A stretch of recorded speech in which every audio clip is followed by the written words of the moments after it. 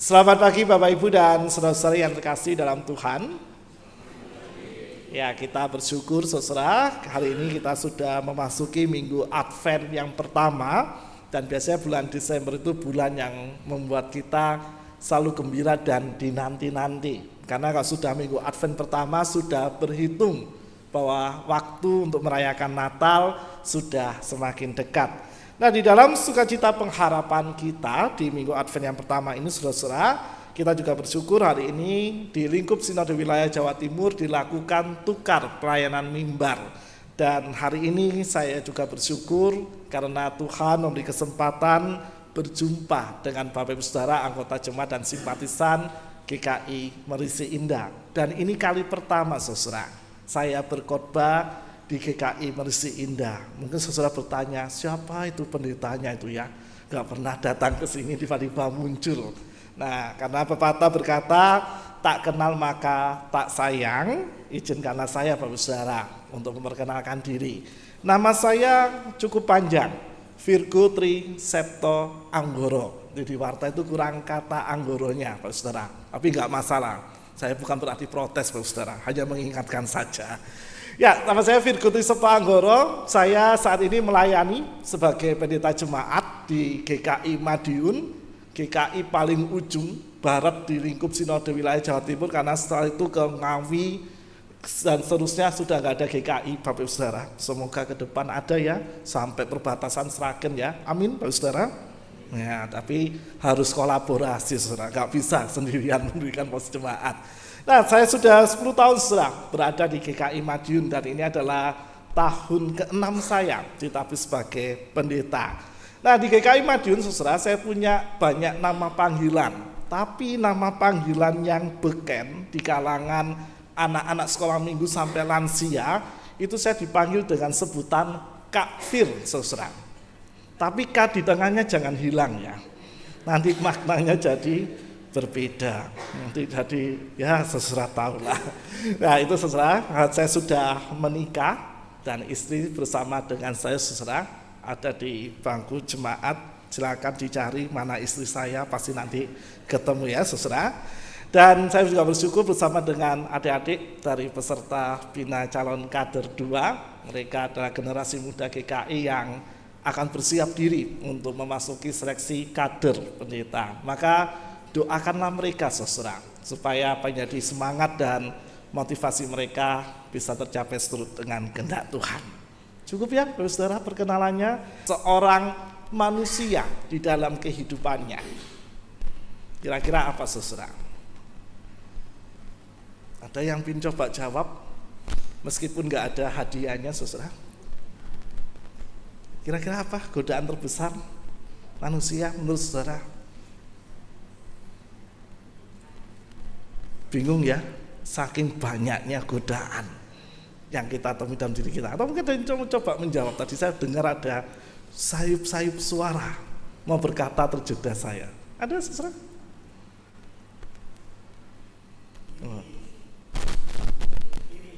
Oh, iri hati. Baik. Ada lagi saudara? Keserakahan. Wah. Ada lagi saudara? Apa? Oh, egois. Mohon maaf, telinga saya agak sombong ya Bapak Saudara ya. Egois, tadi ada iri hati, keserakahan, egois, dan tentu masih banyak ya Bapak Saudara godaan-godaan yang lain. Tapi yang sama dengan jawaban yang saya persiapkan, kita gak janjian ya Bu ya, supaya sama, yaitu keserakahan dan ketamakan saudara. Karena ketika saya mencoba untuk mencari tahu apa sih godaan, salah satu godaan yang terbesar dalam kehidupan manusia, serakah dan tamak itu di dalamnya tentu ada egois, ada iri hati yang tentu mengiringi keserakahan dan ketamakan hidup kita, itu kerap menggoda kehidupan kita. Apalagi Bapak Ibu dan saudara kasih, dalam kehidupan nyata dengan gaya hidup yang semakin instan, yang sudah mulai meracuni kehidupan masyarakat kita, keserakahan dan ketamakan itu ketemu dengan yang namanya pinjol ilegal, saudara kasih. Ini kan fenomena yang sedang marak dan terjadi di tengah-tengah masyarakat kita. Dan mungkin kita bertanya, apa hubungannya pinjol ilegal itu dengan keserakahan dan ketamakan? Bapak Ibu dan saudara kasih, kalau memperhatikan media sosial itu kan selalu berseliweran iklan. Dapatkan pinjaman sekian juta rupiah atau sekian puluh juta rupiah cukup dengan selfie foto diri dengan KTP atau identitas yang berlaku. Gampang nggak Bapak Saudara? Dibandingkan kalau kita hutang ke bank. Setahu saya, karena saya bukan pegawai bank, hutang ke bank itu ribet sesuai kasih, banyak banget, mulai syarat administrasi, nanti sudah lolos, mungkin ada wawancara dengan pihak bank, sudah lolos, disurvei benar atau enggak, informasi yang diberikan, jaminannya benar atau enggak, dan lain sebagainya, sampai didok oleh pihak bank, dan belum tentu nilai yang kita peroleh sesuai dengan apa yang kita harapkan. Ini bukan berarti saya ngajari kita hutang ya saudara, saya gak ngajari hutang. Tapi itu realita yang terjadi dengan maraknya pinjol ilegal itu sangat mudah. Bahkan sampai seorang muda, sebut saja namanya NK, Bapak Saudara, dia tinggal di daerah Tangerang Selatan, terjebak pinjol ilegal itu. Karena dia ingin memuaskan keinginan dirinya, dia serakah dengan banyak hal dan dia pingin bahwa gaya hidupnya itu bisa terpuaskan. Sebagai seorang anak muda yang tinggal di kota besar, Enkan merasa gengsi kalau nggak ikut tren yang lagi viral, tren yang lagi berlaku di kalangan anak muda. Sehingga ketika dia tahu, oh ada iklan pinjol, dan dia merasa, oh ini mudah banget nih untuk dapat uang, cukup foto dengan identitas diri, dengan HP diserahkan, nanti dapat pinjaman uang demi memuaskan gaya hidup dan gengsi yang dimilikinya, dan dia merasa orang tuaku nanti sanggup kok untuk membantu bayar, kalau misalnya aku nggak bisa bayar, maka dia berulang kali mengajukan pinjol ilegal. Dan rupanya menariknya saudara, pihak pinjol ilegalnya ini selalu approve aplikasi yang diajukan oleh NK ini. Sampai suatu ketika saudara, rupanya NK yang sangat tergiur dan tanpa berpikir panjang berulang kali pinjol itu, ia tidak mampu bayar. Dan ketika dia minta bantuan kepada orang tua, kepada keluarga, nggak ada yang bisa bantu bayar. Sampai dia berjanji kepada pihak penagih, berulang kali janji, dan karena tidak mampu membayar, akhirnya bunganya makin bertambah. Dan untuk membayar bunga itu, NK pun juga tidak sanggup untuk melakukannya. Dan ia pun terjebak ke sebuah lingkaran setan di mana dia tidak pernah bisa melunasi pinjol ilegal yang sebelumnya membuat dia bisa menikmati gaya hidup yang mewah. Nah Bapak Ibu dan saudara kasih, pertanyaannya, kira-kira orang Kristen bisa enggak menjadi seperti NK tadi Bapak Saudara? Bisa. Ragu-ragu. Bisa atau tidak saudara? Bisa. Karena kita itu hidup juga di tengah budaya yang hampir sama, atau mungkin budaya yang sama yang dihadapi oleh NK. Apalagi di dalam media sosial banyak tontonan yang menayangkan kalau menjadi orang jadi sukses itu nggak perlu sekolah. Jadi orang sukses itu nggak perlu susah-susah. Ada gaya hidup yang sangat mewah yang ditampilkan di media sosial, dan juga orang dengan cara-cara yang mudah ditampilkan di media sosial untuk mendapatkan apa yang diinginkan. Meskipun realitanya nggak semudah dan seindah seperti yang ditayangkan di media sosial. Dan itu saudara menjadi sebuah godaan, salah satu godaan dan tantangan terbesar yang dihadapi oleh orang Kristen di dalam pertumbuhan iman maupun pertumbuhan kehidupannya. Dan tadi kan saudara setuju bahwa itu bisa membuat kita tergoda, maka kalau kita nggak nahan diri saudara, ketika kita tidak mawas diri, tidak berjaga-jaga, dan kita larut dengan godaan-godaan itu, kita bisa terjerumus, bahkan terjebak, bahkan ada di dalam keserakahan kehidupan kita. Karena seringkali keegoisan itu lebih tinggi, lebih besar menguasai kehidupan kita sehingga kita lupa. Sebagai orang Kristen itu kan kita setiap waktu berdoa, apalagi doa Bapa kami, berilah kami makanan hari ini yang secukupnya. Harusnya itu punya konsekuensi logis dengan kehidupan kita. Ketika kita cukup untuk menikmati dan mensyukuri setiap hal yang diberikan oleh Tuhan dalam kehidupan kita, harusnya kita bisa tahan diri, saudara. Saat kita berhadapan dengan setiap godaan yang ada di sekitar kehidupan kita. Apalagi saat ini kita berada di dalam masa menanti dalam harap kedatangan Kristus kembali dalam kehidupan kita. Dan itulah yang disadarkan, sekaligus diingatkan oleh Tuhan Yesus di dalam teks Injil yang kita baca hari ini, Matius 24 ayat 36 sampai 44. Kalau kita memperhatikan Injil hari ini, saudara, perikop Injil ini dibuka dengan sebuah pernyataan tentang hari dan saat itu tidak seorang pun yang tahu, malaikat-malaikat di surga tidak dan anak pun tidak, hanya Bapa sendiri. Nah, saudara-saudara, ketika pernyataan itu disampaikan oleh Tuhan Yesus bahwa siapapun tidak tahu kapan parusia itu tiba dan hanya Bapa yang tahu, maka pertanyaan ini menarik untuk disimak. Karena kadang-kadang manusia itu sangat sombong, sangat serba tahu untuk bisa menentukan kapan waktu Tuhan itu tiba dengan dukungan kajian-kajian ilmiah dan perhitungan yang presisi. Beberapa waktu tahun terakhir itu kan kita disibukkan dengan viralnya, oh nanti Tuhan datang di tanggal ini, bulan ini, tahun ini, jam ini, menit ini, dan detik ini. Ini dukungan kajian ilmiahnya seperti ini, bukti-buktinya seperti ini. Tapi realitanya tidak terjadi. Itu menunjukkan kepada kita semua, saudara yang kasih, bahwa setiap kita selain Bapa sendiri tidak akan pernah tahu kapan waktu itu tiba.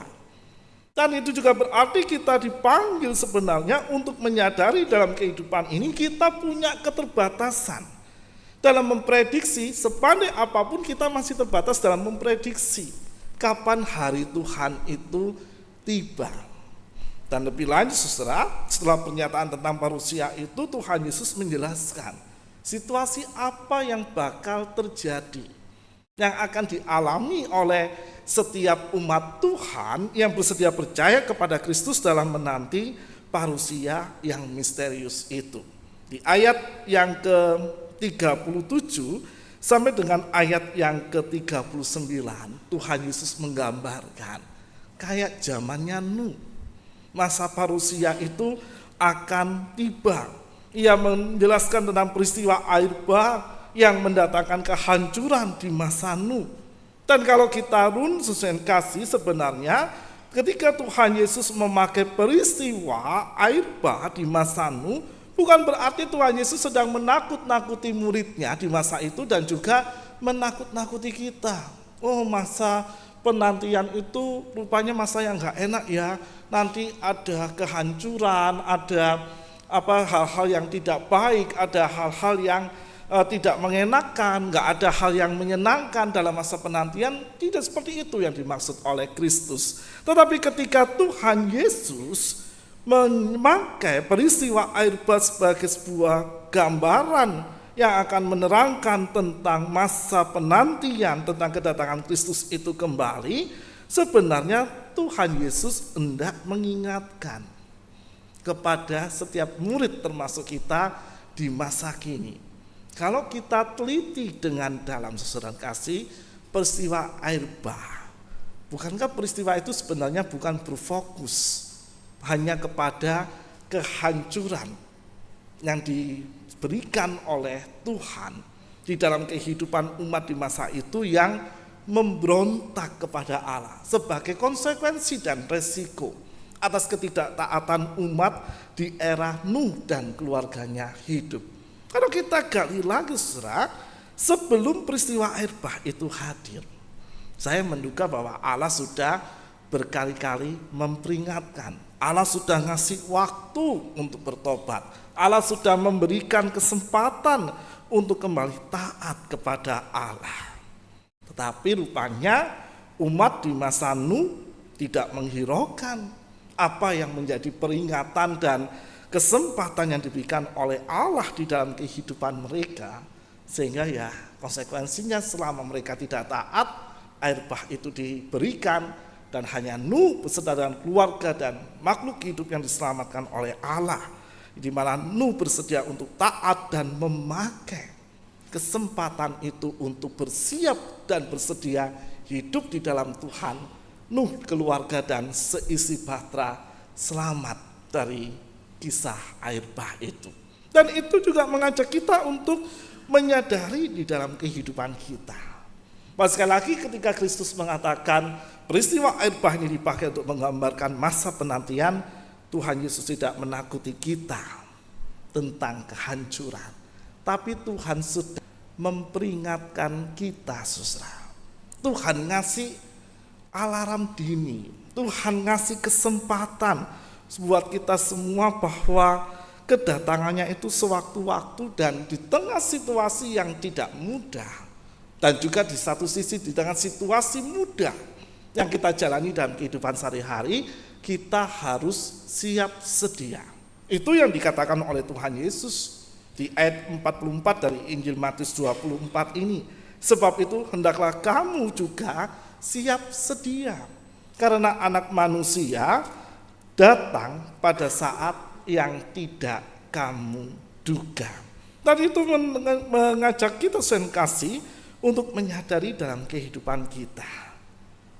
Kalau kita nggak siap sedia, ya siap-siap ditinggalkan sama Tuhan Yesus ketika Tuhan datang kedua kali. Karena itu yang muncul di dalam perkataan Kristus di ayat 40 dan ayat 41. Ada dua orang di ladang, yang seorang dibawa dan yang lain akan ditinggalkan.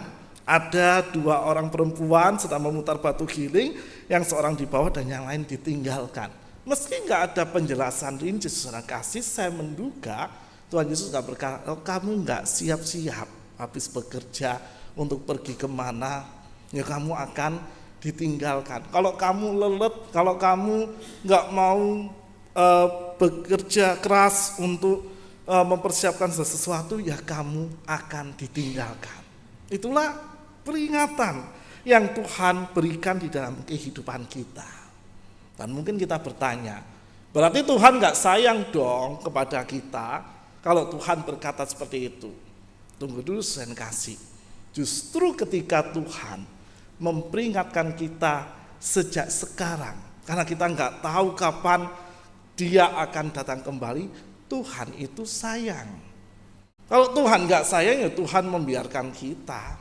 Wes terserah kamu siap sedia atau enggak, kamu berjaga-jaga atau enggak, terserah, yang penting nanti suatu saat aku akan datang. Kira-kira Kristus berbicara demikian kalau enggak sayang. Namun saat kita diberikan kesempatan atau berkat waktu yang panjang untuk membangun kesiapan kita, itu menjadi bukti betapa Tuhan itu sayang kepada kita.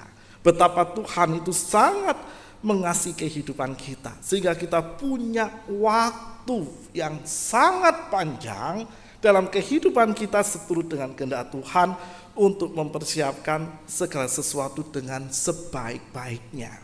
Sehingga nanti kalau Tuhan Yesus datang kembali, kita nggak ketinggalan kereta, kita nggak ketinggalan pesawat, tapi kita siap.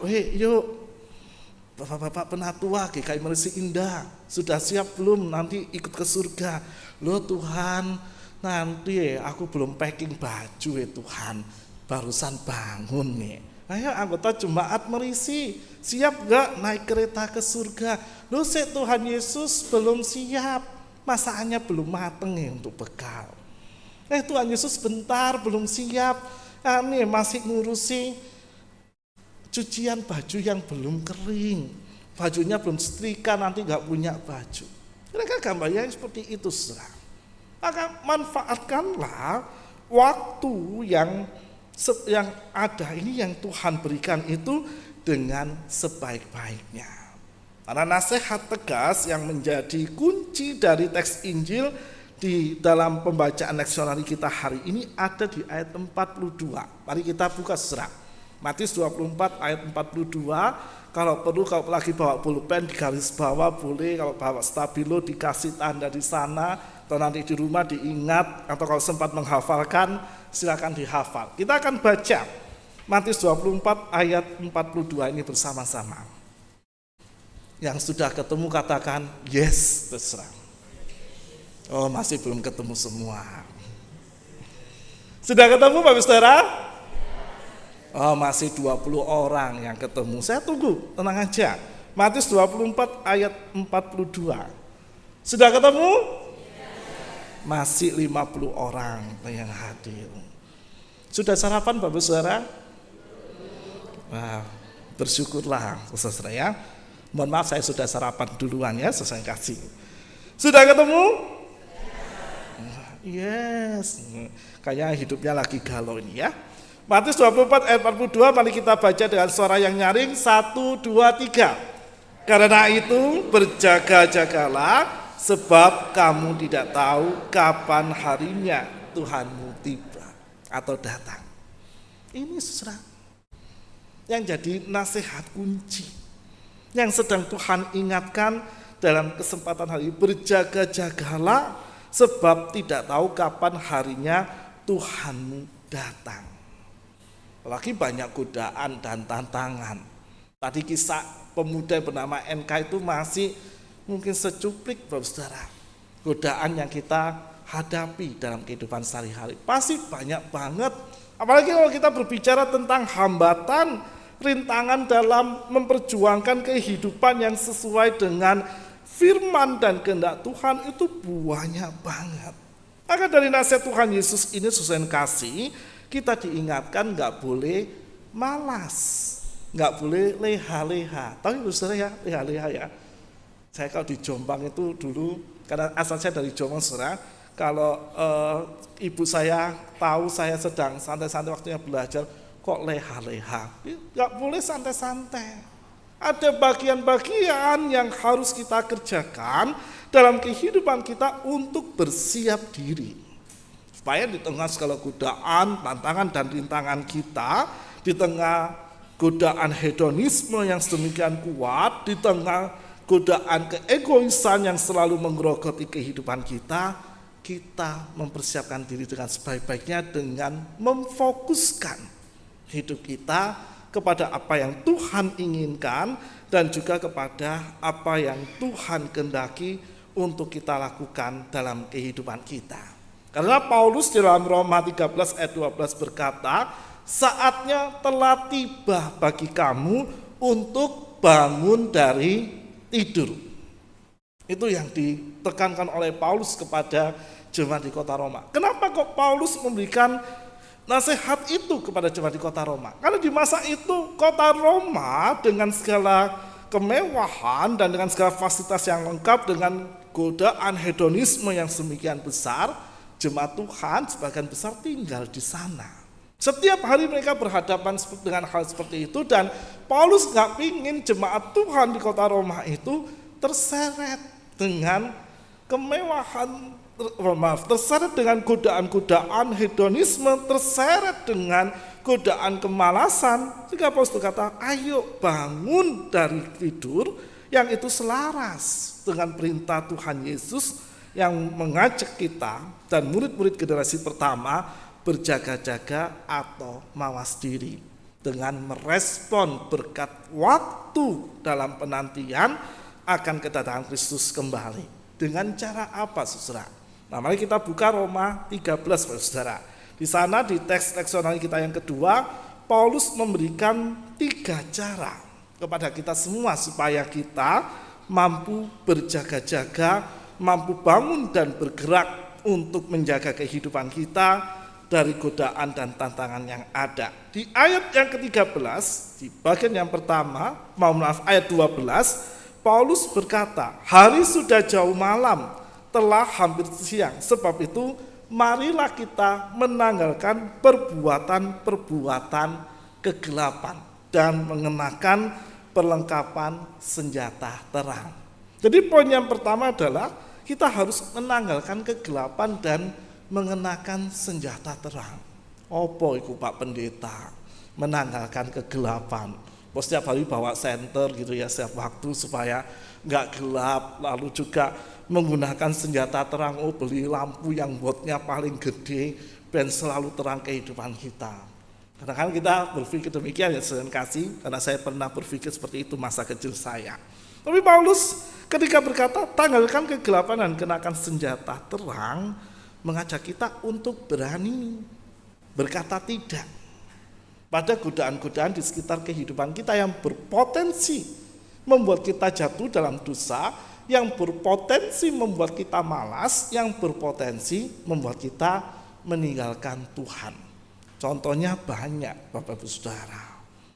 Termasuk salah satunya misalnya godaan malas baca firman Tuhan. Siapa yang rajin baca firman Tuhan? Nggak perlu angkat tangan saudara. Silakan angkat tangan dalam hatinya masing-masing. Kelihatannya simpel Pak Saudara. Kita selalu nasihatin anak-anak kita, kamu rajin baca Alkitab loh. Nanti kalau nggak rajin baca Alkitab, nggak dapat poin di sekolah minggu. Baca Alkitab kata ingin dapat poin. Tidak seperti itu. Tentu kerajinan kita baca Alkitab bukan hanya sekedar kita menuntaskan dalam 1 tahun dari Kejadian sampai Wahyu, tapi kita menggali apa sih sebenarnya senjata-senjata terang yang disediakan oleh Tuhan melalui firman Tuhan yang diberikan kepada kita. Sehingga apapun godaan yang kita hadapi, apapun potensi dosa yang ada di hadapan kita, kita berani berkata, no, enggak. Aku enggak mau jatuh dalam dosa. Aku mau pakai perlengkapan senjata terang. Aku mau hadapi dosa-dosa itu. Aku mau menjauhi dosa-dosa itu. Meski kadang-kala kita juga terjatuh di dalamnya. Tapi ada upaya minimal. Ada sebuah usaha, ada sebuah perjuangan yang kita kerjakan dengan sungguh-sungguh. Karena dengan berkata tidak terhadap godaan dosa, berkata tidak terhadap kegelapan, berarti kita sudah punya komitmen untuk selalu mengarahkan kehidupan kita kepada Tuhan. Yang kedua, Bapak Ibu Saudara kasih, di ayat yang ke-13, marilah kita hidup dengan sopan seperti pada siang hari. Nah, kadang-kadang kan dalam masyarakat kita sopan itu kan relatif Bapak Ibu Saudara. Bergantung dari sisi mana orang melihat sopan itu. Tapi kita ditolong oleh Paulus di sana. Bagaimana sih caranya kita hidup dengan sopan? Ya jangan pesta pora, bermabuk-mabukan, jangan dalam percabulan dan hawa nafsu, jangan dalam perselisihan dan iri hati. Nah, muncul tadi yang disampaikan adik-adik kita. Jangan iri hati. Itu juga salah satu bentuk keegoisan diri. Kadang-kadang kita membenarkan, lah aku gak dapat itu Pak Pendeta, ya aku iri, gak adil kehidupan ini, Tuhan kok baiknya sama dia, kapan Tuhan baik sama aku. Itu bentuk-bentuk kita tidak hidup dengan sopan. Atau ketika kita terjebak dalam hawa nafsu seksualitas. Ini juga lagi marak kasih di masyarakat kita, dan sebagai orang Kristen kita harus waspada.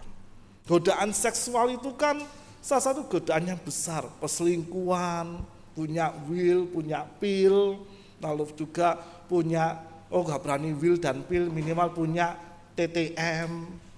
Tahu TTM saudara? Bukan TTS lo ya, kalau TTS kan teka-teki silang ya.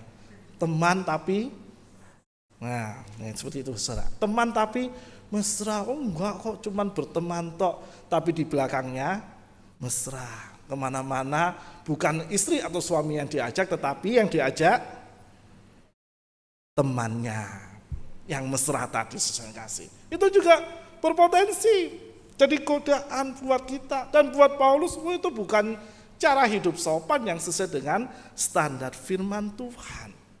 Kalau kita sedang menanti kedatangan Kristus dengan penuh syukur dan kita ingin hidup sopan sesuai dengan standarnya firman Tuhan, maka ya setialah kepada pasangan hidup kita. Setialah kepada keluarga kita. Setialah kepada Tuhan. Jangan selalu menghindar, berkata tidak pada hal-hal yang bisa membuat kita jatuh dalam dosa. Dan yang terakhir saya kasih di ayat yang ke-14 Paulus berkata, kenakanlah Tuhan Yesus Kristus dan jangan pedulikan lagi keinginan-keinginan daging. Bukan berarti kita nggak boleh merawat kehidupan jasmani kita, tetapi apa yang dikatakan oleh Paulus ini mengajak kita yang terpenting dalam masa penantian ini fokus sama Tuhan Yesus. Itu pondasinya, hal yang paling dasar, yang paling fundamental dalam kehidupan kita, fokus, kenakan. Berarti kita mengimitasi apa yang jadi ajaran dan teladan Tuhan Yesus dalam kehidupan kita. Kalau Tuhan Yesus memerintahkan kita untuk mengasihi, kasihi dengan tulus. Kalau Tuhan Yesus memerintahkan ampunilah orang yang bersalah kepadamu. Jadi yang kita lakukan kalau mau mengimitasi Kristus, ya ampunilah. Doakanlah orang yang menyakiti kehidupanmu. Kalau kita rindu untuk mengimitasi Kristus dalam kehidupan kita, didoakan gak saudara? Atau ngapain Tuhan didoakan? Aku berdoa kalau bisa dia lebih menderita dari apa yang aku alami dalam penderitaanku. Kalau seperti itu kita nggak mengenakan Kristus, kita mengenakan iblis dalam kehidupan kita. Dan ketika kita mengenakan Kristus berarti kita juga siap dengan segala resiko dan konsekuensi yang bakal kita hadapi dalam membangun fokus kepada Tuhan di tengah segala godaan dan tantangan yang mengiringi kehidupan kita untuk menanti kedatangan Kristus yang kedua kali. 3 hal itulah saudara yang bisa menjadi langkah dalam kehidupan kita untuk kita bangun dan bergerak dalam menanti kedatangan Kristus yang kedua kali. Maka kalau nanti kita akan kembali dalam kehidupan kita sehari-hari, bangun dan bergeraklah untuk berjaga-jaga atau mawas diri. Bersandarlah pada kebenaran Allah dan hidupkanlah, bahkan jadikan setiap firman Tuhan sebagai sebuah dasar kehidupan yang membuat kita hidup berdampak. Baik berdampak dalam diri sendiri maupun berdampak bagi orang lain. Sehingga di dalam masa penantian ini kita senantiasa terus yakin, percaya, dan juga sadar. Godaan, tantangan memang ada. Tetapi bukan berarti kita tidak mampu dan berani menghadapinya. Selama kita tinggal di dalam Kristus, kita akan berani dan mampu untuk menghadapinya. Akhir kata, kalau sosok Bang Napi dalam realitas show di awal tahun 2000-an berkata, waspadalah, waspadalah, maka saya rindu mengajak kita, ayo waspada dalam menjalani kehidupan kita di masa kini dengan terus setia dan menjaga iman kita menanti kedatangan Kristus kembali. Tuhan memberkati, Tuhan menolong kita semua. Amin. Mari kita bersatu, saudara.